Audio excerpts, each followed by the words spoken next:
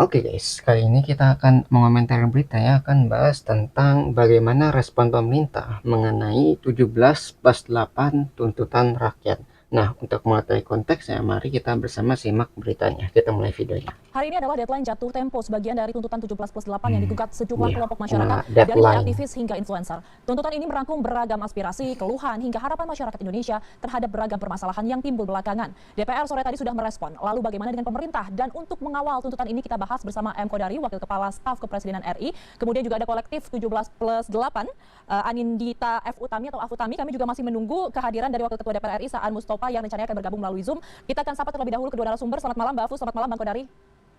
Selamat malam. Oke, saya ingin ke Mbak Afu terlebih dahulu. Mbak Afu, hari ini deadline-nya 17 tuntutan jangka pendek harus diselesaikan pada hari ini. Kita tadi baru saja melihat konferensi pers dari DPR RI, ada 6 poin, sudah ada beberapa tuntutan yang direspon langsung oleh DPR RI. Dari pemerintah kita juga masih menunggu bagaimana Anda melihat keseriusan pemerintah dan juga DPR sampai partai politik TNI Polri dalam memenuhi tuntutan ini hingga hari ini.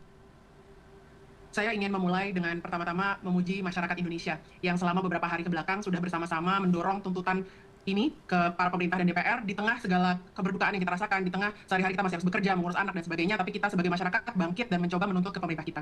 Sekarang DPR barusan sudah mengumumkan beberapa hal hasil keputusan rapat pimpinan DPR. Kami di sini mencatat gitu, jadi kami mengakui bahwa DPR sudah merespon ketiga dari 17 tuntutan di satu minggu pertama ini. Jadi Ya, tiga berarti tuntutan ada tersebut kemajuan ya. diantaranya adalah membekukan beberapa tunjangan yang sudah dimasukkan ke daftar, itu diputuskan untuk dibekukan. Kemudian kedua juga Mahkamah Kehormatan sudah mulai berkoordinasi dengan Mahkamah Kehormatan di masing-masing partai yang menonaktifkan anggota-anggotanya. Dan terakhir juga terkait dengan transparansi dari anggaran atau belanja dari para anggota DPR. Nah, di sini kami menerima bahwa ketiganya sudah dibuka melalui surat yang disampaikan oleh pimpinan tadi di press conference. Tapi khususnya terkait dengan transparansi anggaran, kami merasa bahwa itu belum, ini baru awal mula gitu ya. Jadi kami ingin transparansi dan reformasi yang jauh lebih menyeluruh lagi. Dan ini sudah waktu kita masuk ke tuntutan 8 yang memang 1 tahun ke depan gitu ya. Ya, anggap aja ini kayak langkah kecil lah untuk sampai ke tujuan. Kalau kita mau sampai ke tujuan kan dibutuhkan langkah kecil ini. Jadi jangan sampai kita berhenti. Ya ini udah mulai dan kita harus teruskan. Jangan sampai kita membiarkan, jangan sampai kita lengah kembali sehingga DPR tuh bisa berlaku sesuka mereka. Jadi kita harus terus mengawal tuntutan rakyat ini yang 17+8 ini. Kalau misalnya ada kemajuan, kita apresiasi. Kalau misalnya nggak ada kemajuan sama sekali, kita terus tuntut ya, jangan sampai berhenti ya, kita kawal terus. Satu di 8 tuntutan tersebut adalah transformasi DPR besar-besaran. Baik itu mulai dari rekrutmen proses, jadi dari revisi undang-undang pemilu, di mana kita seharusnya mendapatkan wakil-wakil rakyat yang jauh lebih kompeten. Kemudian juga kita mengharapkan Ya, adanya transparansi anggaran lebih dan juga proses pengambilan profesional. keputusan yang jauh lebih transparan ke depannya. Berikut dengan undang-undang atau kerja-kerja legislatif yang juga kita inginkan jauh lebih cepat. Jadi itu. Kemudian kami juga ingin mengakui bahwa selain DPR ada beberapa partai politik yang juga sudah merespon gitu untuk ada niat berbenah, meskipun sejauh ini masih dalam berupa statement saja, berupa pernyataan gitu ya. Jadi kita tunggu dari pernyataan ini bagaimana nanti evaluasinya, implementasinya, dan kalau bisa Ya. secara proaktif seperti minggu ini kita komunikasikan dengan aktif ke rakyat gitu ya. Jadi kita melihat baik itu partai politik maupun DPR sepertinya sekarang sudah mulai aktif mengkomunikasikan di media sosial. Kita butuh itu untuk terus momentumnya dijaga, untuk terus berlanjut karena rakyat terus mengawasi. Namun kami di Ya. sini juga ingin satu lagi mungkin ingin memanggil dan mempertanyakan untuk institusi pemerintah lainnya gitu ya. Jadi DPR dan sebagian partai mungkin sudah memulai, tapi tentu saja di daftar tuntutan kita masih ada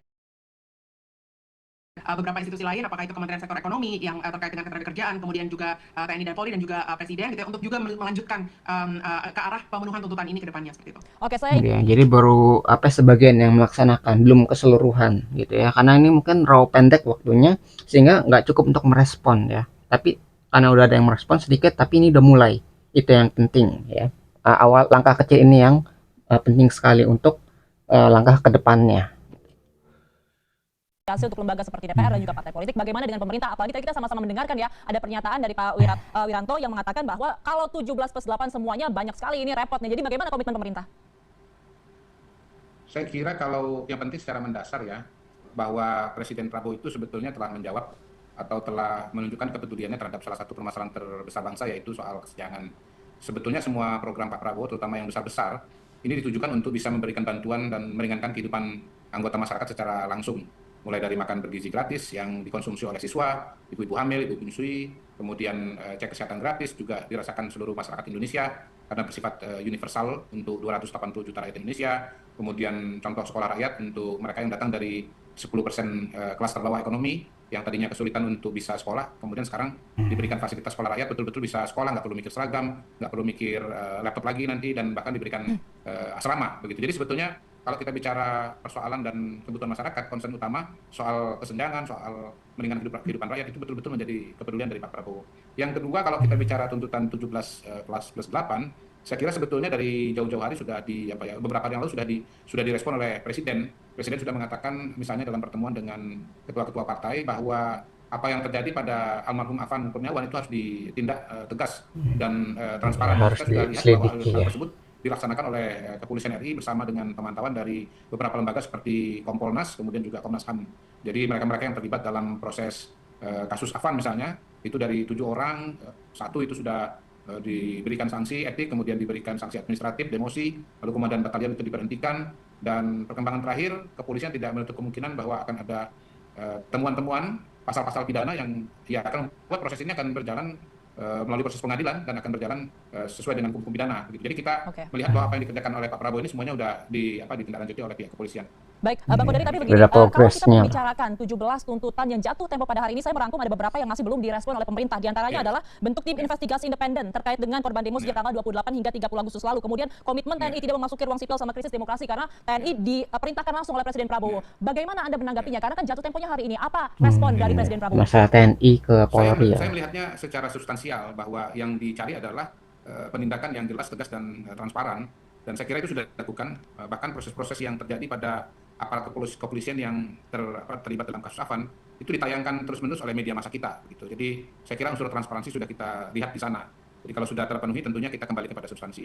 Yang kedua berkaitan dengan TNI kembali ke Barak, kita harus memahami bahwa dinamika yang terjadi ini harus dicermati dengan hati-hati dan tidak bisa diambil keputusan secara buru-buru. Yang jelas masuknya TNI atau terlibatnya TNI dalam proses pengamanan memang ada pintu atau payung hukumnya dalam Undang-Undang TNI bahwa ada operasi selain perang dan itu salah satunya adalah membantu Polri. Dan kalau kita runut ke belakang, kehadiran Polri itu kan memang kehadiran TNI itu kan baru mulai ketika proses-proses unjuk rasa itu sudah mulai disusupi atau mulai dimasuki oleh Nah, itu yang jadi para masalah yang ya. kemudian menimbulkan Yang provokator. anarkisme berupa pembakaran DPRD, kemudian bahkan menimbulkan korban seperti yang terjadi di Makassar dan banyak proses-proses lainnya. Jadi saya kira juga jangan terlalu buru. Kita turut apresiasi, kami turut senang bahwa teman-teman mahasiswa pun juga sudah mulai menurunkan tensi dengan memberikan judul piknik apa tadi ya di DPR begitu ya. Jadi kok masalah TNI itu gara-gara ini ya, kekacauannya itu tidak bisa ditangani oleh polisi lagi. Itu karena polisi nggak mampu, maka TNI itu membantu ya kepolisian untuk menangani masalah demo seperti ini. Kalau demonya itu damai, nggak ada kekacauan sama sekali, TNI tidak perlu turun. Gitu. Jadi karena udah kewalahan ya si polisinya, ya makanya TNI membantu di sini. Jadi nggak langsung bisa ditarik itu TNI-nya, harus dipastikan aman dulu nih. Kalau udah benar-benar aman, polisinya udah bisa megang kendali lagi, baru nanti TNI itu bisa lepas gitu ya, berpisah lagi gitu. Karena TNI tidak dibutuhkan kembali ya, kan udah aman nih. Ya buat apa TNI ikut terjun bersama polisi kalau misalnya udah aman. Nah itu gara-gara kemarin tuh kan banyak kerusuhan, banyak pembakaran, banyak anarkisme itu. Ya kayak gini jadinya. Jadi TNI itu hanya membantu saja. Kalau misalnya udah nggak perlu ya pasti ditarik kembali.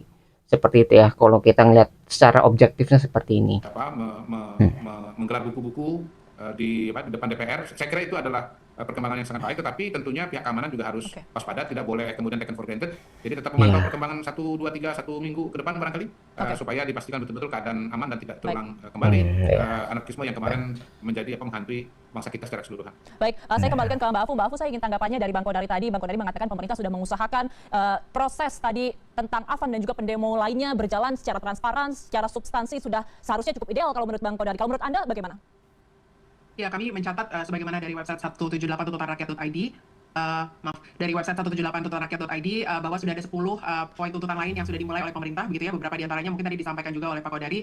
Mungkin di sini kami ingin menekankan beberapa hal gitu ya, terutama terkait dengan tadi betul. Jadi memang ada keperluan untuk pengamanan dalam proses demonstrasi, itu kami akui. Namun salah satu yang kami tulis di tuntutan ini adalah salah satunya mempublikasikan SOP pengamanan itu seperti apa seharusnya gitu. Sehingga biar sama-sama transparan seperti apa eskalasi prosedurnya yang bisa terjadi ketika sesuatu terjadi gitu. Jadi kita ingin mencegah adanya kekerasan yang mungkin tidak diperlukan dan kita butuh transparansi dalam proses tersebut. Kita juga mencatat di website bisa dibaca lebih lanjut nanti ya, selain ini 178tuntutanrakyat.id, bahwa masih ada beberapa hal yang baru dimulai dan tetap harus kita monitor atau kita pantau dan kawal sama-sama ke depan. Dan di sini beberapa hal yang harus dilakukan itu sudah cukup jelas institusi mana yang sebenarnya bisa melakukan gitu ya, termasuk sebenarnya komitmen dari beberapa institusi untuk misalnya sesuai dengan SOP-nya. Kemudian juga saya tidak lupa mau menekankan lagi bahwa kita masih dalam kondisi krisis ketenagakerjaan, baik itu dalam konteks outsourcing, upah minimum, dan juga pelindungan hak-hak pekerja lainnya. Nah ini juga salah satu tuntutan kami ingin mungkin juga mengingatkan gitu kepada pemerintah khususnya sektor ekonomi, kementerian sektor ekonomi untuk mulai serius untuk menangani isu ini juga. Oke, saya ingin kembali ke Bang Kodari. Bang Kodari, masih ada tuntutan-tuntutan lain yang ternyata masih ingin disampaikan pemerintah, terutama tadi mengenai SOP dari pengamanan itu sendiri seperti apa. Ini juga menjadi concern dari pemerintah saat ini kah? Ya, saya kira pihak kepolisian juga akan mendengar dan mengevaluasi apa yang dimintakan oleh teman-teman dari gerakan 17 pas 8 ya. Dan sebetulnya juga dari internal kepolisian, misalnya tadi malam saya dialog dengan staf ahli Polri, Pak Rianto Sutadi, beliau juga misalnya mengingatkan bahwa penanganan unjuk rasa yang melibatkan gas air mata itu perlu dievaluasi dan mungkin perlu diganti dengan instrumen-instrumen lain yang lebih netral begitu ya. Memang kita harus memahami bahwa dalam setiap unjuk rasa selalu terjadi dilema yang tidak mudah, di mana setiap unjuk rasa itu berpotensi untuk mengalami distorsi dalam pengertian disusupi oleh pihak-pihak tertentu begitu, dan tidak selalu mudah untuk Iya, bisa membedakan yang membuat antara kacau ini. pengunjuk rasa dengan perusuh begitu, karena memang perusuh sendiri juga punya strategi untuk bisa tidak mudah ditangkap, misalnya dengan berbaur dengan para demonstran. Kalau kita kembali kepada Iya, tupoksi padahal udah kepolisian, nyampur, pasti tujuannya susah adalah melindungi ditangani. para demonstran dan hak mereka untuk menyampaikan pendapat, itu jelas jelas sekali itu. Oke. Tetapi problemnya kan di lapangan tidak semuanya adalah demonstran murni, tetapi memang ada juga kalangan-kalangan yang memang niatnya untuk merusak, dan saya kira kita menjadi saksi mata ya yang sangat jelas bagaimana keberadaan dari perusuh itu betul-betul nyata ya, dan misalnya mereka merusak Iya. halte, merusak lampu lalu lintas, atau Iya, misalnya ngebakar DPRD, fasilitas dan umum. korban-korban di DPRD Makassar misalnya tidak bisa dipukul rata dengan korban seperti Afan begitu.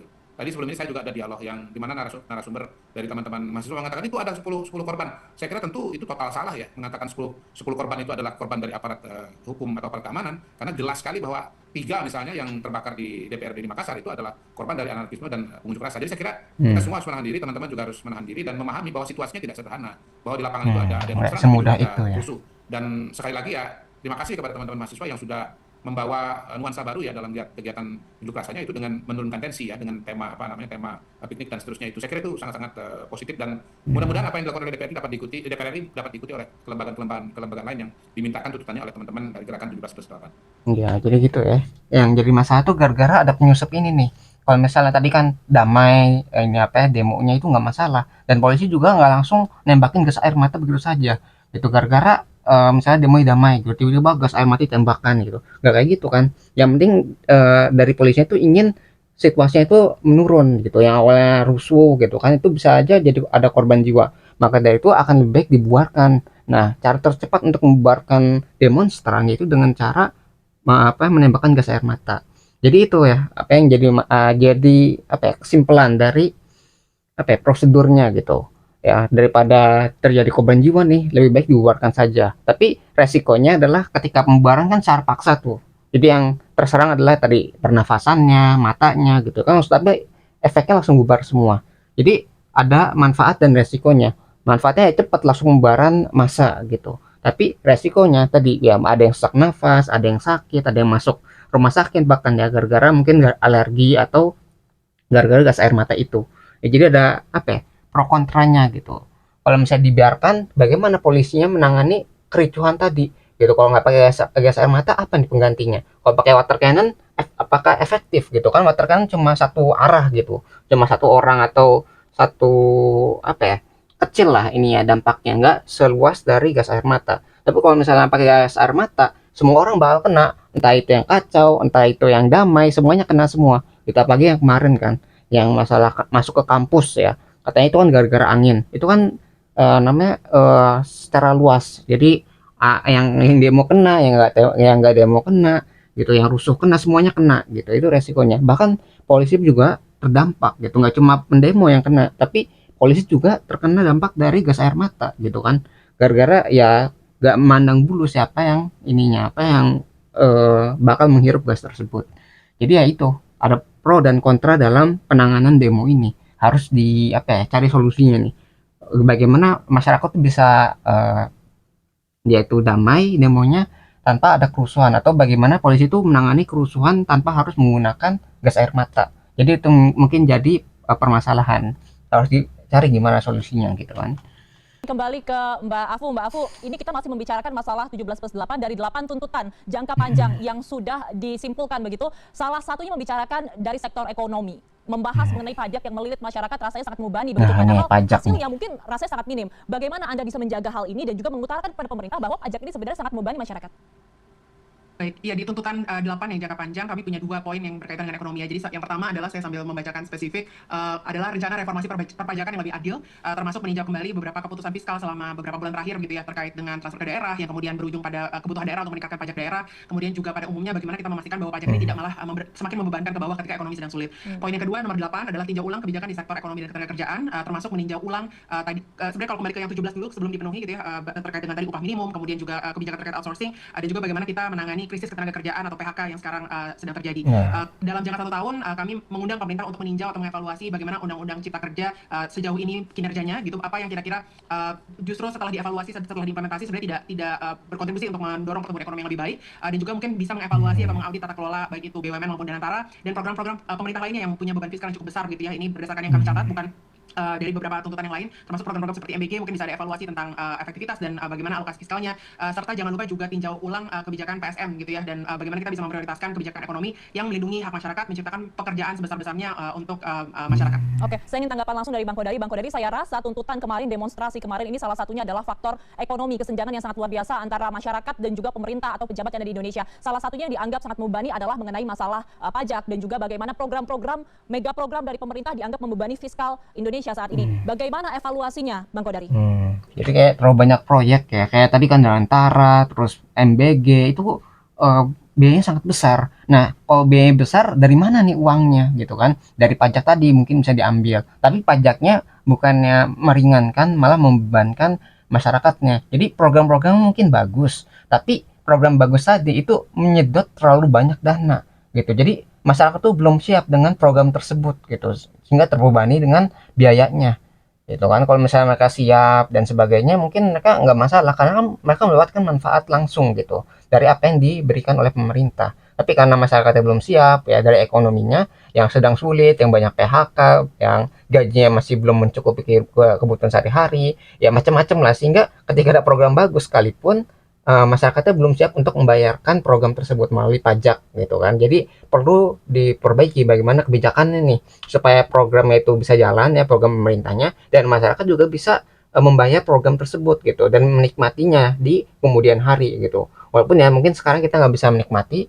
mungkin 5 tahun atau 10 tahun ke depan setelah program dijalankan dengan baik baru kita bisa merasakan. Karena gini ya, kita nggak bisa wah kita mau Indonesia hebat, kan nggak bisa dalam waktu 1 hari langsung berubah, tapi butuh jangka waktu yang lebih panjang. Nah inilah yang mungkin jadi masalah gitu, apakah kita siap untuk membayarkan program tersebut gitu. Kalau kita nggak siap ya begini jadinya, jadi masyarakat tertekan ya dari masalah pekerjaan, ekonomi dan sebagainya, dan pemerintah juga tertekan gara-gara punya program nih harus dijalankan itu. Jadi saling apa ya, terpojok lah dua-duanya. Tuh, jadi cari jalan tengahnya bagaimana nih supaya pemerintah bisa menjalankan kebijakan dan masyarakat juga bisa menikmati nanti ya, juga bisa tidak terlalu terbebani juga ya, tidak, jadi dia bisa merasakan apa kebijakan dari pemerintah dan tidak terlalu terbebani juga dari kebijakan tersebut ya. Jadi dua-duanya kalau bisa seimbang gitu lah, dua-duanya bisa dapat gimana nih jalan tengahnya. Ya, sebetulnya begini, program-program besar itu kalau sudah berjalan dengan optimal, dia justru akan menggerakkan ekonomi secara sangat masif ya. Misalnya MBG itu target sasarannya 83 juta penerima. Lalu dengan mekanisme SPPG atau dapur umum yang 30.000 titik. Nah, itu kalau sudah berjalan dengan optimal, maka kegiatan ekonominya akan sangat sangat masif, baik dari segi titik maupun dari segi pihak yang terlibat. Karena kalau kita bicara kegiatan makan bergizi gratis, maka stakeholdernya itu ada banyak sekali. Nanti petani, petani sayur, petani beras, kemudian nelayan, kemudian peternak, itu semua adalah supplier untuk kegiatan makan bergizi Tuh gratis. ya, Oke. Apalagi nanti manfaatnya kalau besar misalnya sekali. bisa bersinergi dengan Koperasi Merah Putih di 80.000 titik di seluruh Indonesia. Koperasi Merah Putih itu ditujukan ya, saya garis bawahi ya, untuk memberikan akses yang mudah dan murah kepada masyarakat Indonesia di daerah pedesaan untuk memperoleh berbagai macam kebutuhan pokok begitu. Kalau sudah berjalan nanti gitu. Jadi sebetulnya tujuannya adalah untuk meringankan beban masyarakat Indonesia. Tapi evaluasinya ada nggak, Sudah Bang? bersinergi. Saat ini Ya, evaluasinya tentu ada? ada, tentu ada evaluasinya. Memang begini, kalau soal MBG misalnya, targetnya baru berjalan secara penuh itu pada akhir tahun. Kemudian kalau bicara Koperasi Merah Putih, ini kan harus melalui tahapan-tahapan. Yang sudah selesai adalah tahapan kelembagaan. Kalau dari kami ya akan memantau bagaimana nanti menuju kepada pembuatan bisnis proposal dan approval dari perbankan. Pada titik itu nanti kita akan melihat bahwa Koperasi Merah Putih itu harus berjalan untuk bisa bekerja di level masyarakat. Gitu. Kalau nanti memang melambat akan kita percepat. Nah, memang soal-soal pajak, strategi pajak itu juga nanti akan dievaluasi secara keseluruhan. Tapi poinnya adalah bahwa basicnya frekuensi dasarnya antara masyarakat dengan Pak Prabowo itu sama persis.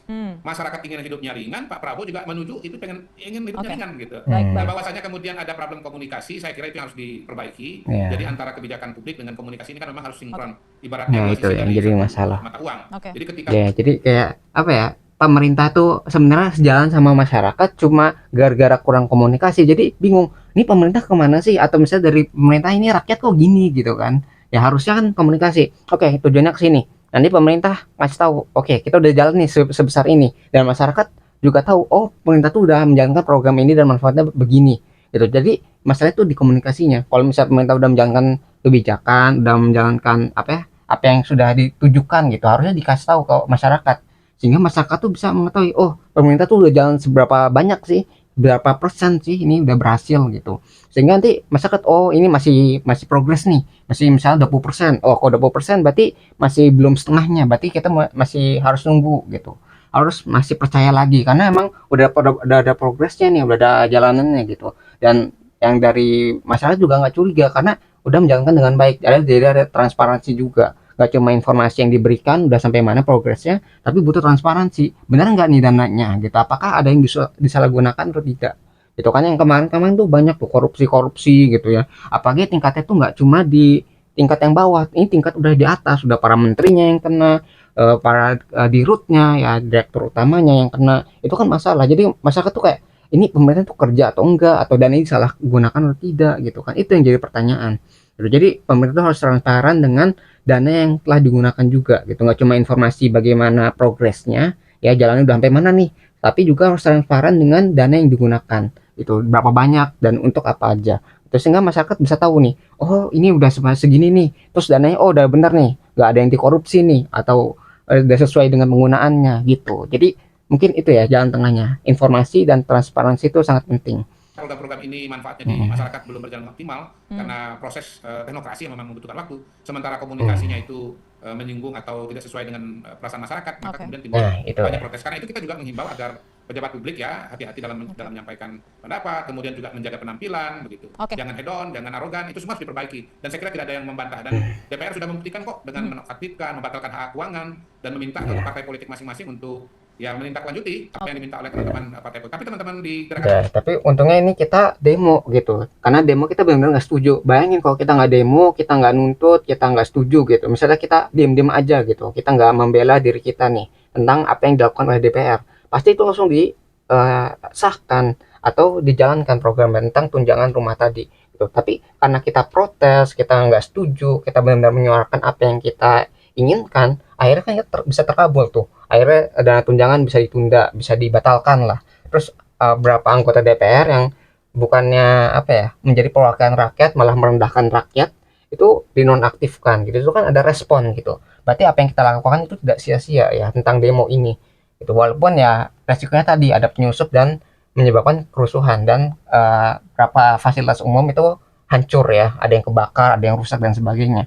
Itu emang bukan salah dari mendemo murni ya, tapi dari penyusup-penyusup atau para provokator yang ingin menghancurkan jalannya demokrasi dengan baik ya, supaya negeri ini jadi kacau gitu dan sebagainya. itu juga harus paham ya bahwa beberapa tindakan itu tidak bisa langsung misalnya DPR hentikan anggota DPR, nggak bisa juga, itu harus ke partai politiknya, dan Iya. karena itu yang memerlukan Ada waktu. prosedur Oke, jadi sama selain komunikasi publik yang prosesnya. harus diperbaiki, yang kita tunggu juga adalah bagaimana aksi yang nyata Bang terhadap tuntutan-tuntutan ini yang sudah dirumuskan dalam 17+8 dan juga pasti tuntutan lain yang berpihak kepada kesejahteraan masyarakat Indonesia. Terima kasih telah bergabung bersama kami Bang Kodari, Wakil Kepala Staf Kepresidenan RI, dan juga kolektif 17+8 Afutami. Selamat malam para narasumber, sehat selalu.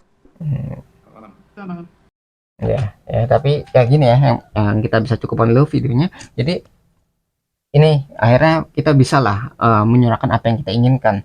Ya, jadi apa yang kita lakukan sebelakangan ini ya, dari tanggal 28 Agustus lah, itu akhirnya bisa membuahkan hasil lah. Dari kan demo buruh, demo mahasiswa, demo rakyat, semua itu di berbagai daerah itu dilakukan. Itu akhirnya bisa membuahkan hasil yang lebih baik ya dari sebelumnya. Jadi apa yang kita lakukan itu tidak sia-sia. Jadi jangan meremehkan apa yang dilakukan demo itu, tapi jangan sampai kita lengah gitu, kayak wah ini didengar nih, kita harus kawal terus, jangan sampai mereka lupa dengan apa yang telah dijanjikan gitu ya. Kita udah nuntut nih, tapi jangan sampai kita lepas gitu. Kalau kita lepas nanti kembali seperti sebelumnya gitu ya. Jadi dibiarkan lagi, diabaikan lagi gitu. Kita terus pantau, kita terus awasi bagaimana progresnya ini berjalan. Kalau misalnya ada responnya positif, berarti kita apresiasi, oh berarti udah didengar nih, gitu. Terus kita awasi jangan sampai lengah. Dan kalau misalnya masih belum direspon, kita tuntut lagi, kita desak lagi supaya pemerintah tuh bisa setuju atau berpihak pada rakyatnya, gitu ya. Jadi apa yang kita bisa pelajari ya gini, gitu. Jadi prosesnya itu udah ada, cuma karena tadi prosesnya itu nggak bisa dilakukan dalam waktu singkat, ya masih banyak poin yang belum bisa dilaksanakan dengan baik. Ya, tapi yang penting udah ada langkah kecilnya, dan langkah kecil ini yang penting untuk terjadi. Karena dengan langkah kecil ini itu uh, dibutuhkan untuk sampai ke tujuan yang sebenarnya. Nah, itu yang mungkin kita bisa pelajari dari berita ini.